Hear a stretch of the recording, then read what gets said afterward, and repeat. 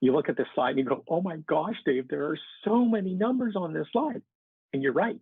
There are over 390 cells from an Excel spreadsheet copied onto this one slide.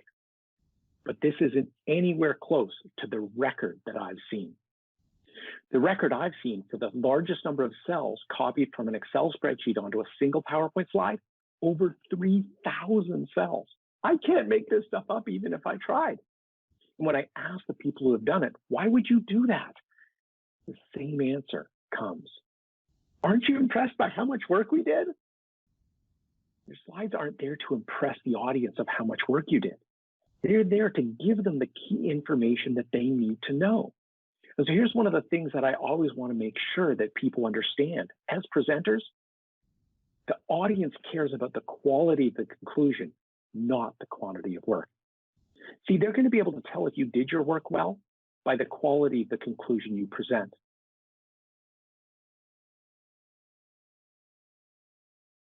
So let's practice what I've been talking about, writing a headline.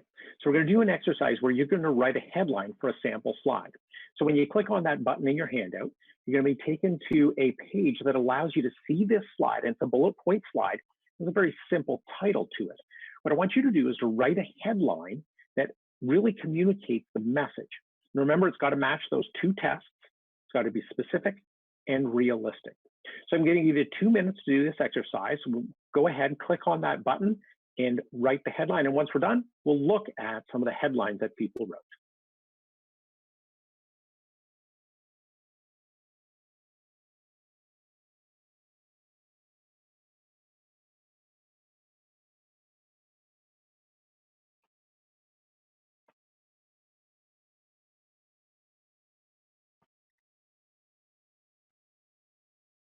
Great, so our 2 minutes is done. Let's go take a look at some of the responses that we've had and the headlines that people wrote. So let's go take a look at some of the responses here.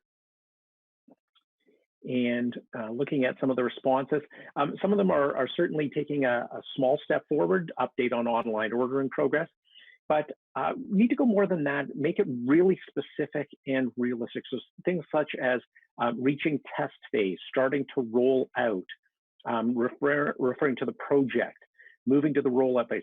Those are all better examples of writing a headline that is specific and realistic, that captures that key message that you want the audience to understand.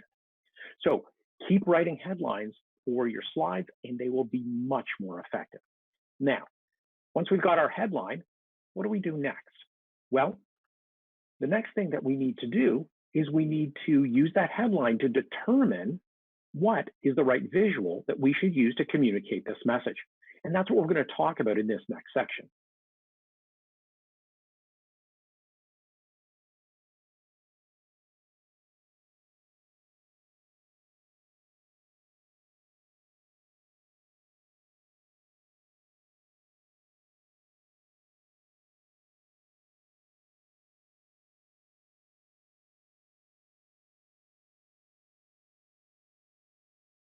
So you can see how this visual allows us to compare two standards with the dotted lines to the value in the column. So let's apply this to a slide that was sent to me by one of the people here. And it's our typical investment performance summary. We're using columns here, but because we're using columns, the audience is having to go back and forth to that legend down below to see what does the color represent, compare the heights of the columns. Well, we can apply the type of visual I was just talking about. And so in this example, what I'm showing you is how we use the column for our return, and then we use our dotted lines for the two standards, one the policy benchmark, and the second the large public funds median. So you see how this idea can be applied to the type of information that you have to create